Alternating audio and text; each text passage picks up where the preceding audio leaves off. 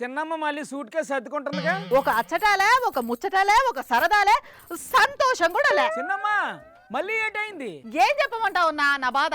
చెప్పుకుంటే సిగ్గుపోతుంది, చెప్పకపోతే పరువు పోతుంది. ఇప్పుడు ఎన్ని అనుకుని ఏం లాభంలే. అసలు అప్పుడే ఆ పొద్దుటూరు సంబంధం చేసుకున్నా బాగుండేది.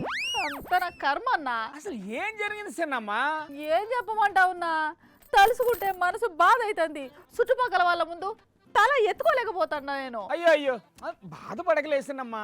అది కాదున్నా, ఆ ఎదురింటి తిప్పులాడి మంగమ్మ ఉంది కదా. మంగమ్మనా? అదే దాని బర్త్డే నాడు బంగారు నెక్లెస్ కొనిచ్చినాడంట ధర్మగుడు. అప్పటి నుంచి దాని వయ్యారాలు మామూలుగా లేవున్నా. అవునా?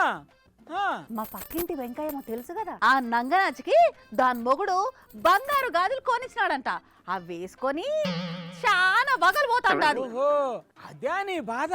మరి బాధ ఉండదా అన్నా?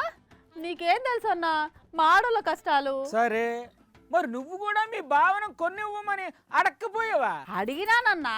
ఏటన్నాడు? తో అట్ట అడగగానే కరెంటు షాక్ కొట్టిన కాకిలాగా అయిపోయినాడన్నా. అవునా? అయ్యో, అసలు నువ్వేమడిగావు? పెద్దగా ఏం అడగలేదన్నా. ఒక నెక్లెసు, 2 బంగారు గాజులు, ఒక ముక్కు పుడక, ఒక ఉంగరము, దెద్దులు, ఒక వడ్డార చేయించమని అడిగినానా. అమ్మో, పెద్ద టెండర్ పెట్టావుగా. మరి మీ బావ ఏటన్నాడు చిన్నమ్మ?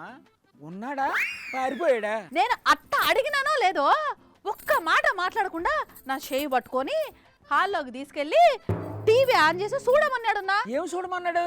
అదేందో నేను చెప్పడం కాదు గాని నువ్వే చూడు. कोई भी फंक्शन हो, कोई भी कार्यक्रम हो, हम सोने के गहने नहीं खरीदेंगे, सोना नहीं खरीदेंगे. చూసినావు కదా, మోడీ సారు బంగారం కొనొద్దు అన్నాడంట. అసలు అప్పుడే ఆ రాయి చోటి సంబంధం చేసుకున్నా బాగుండేది.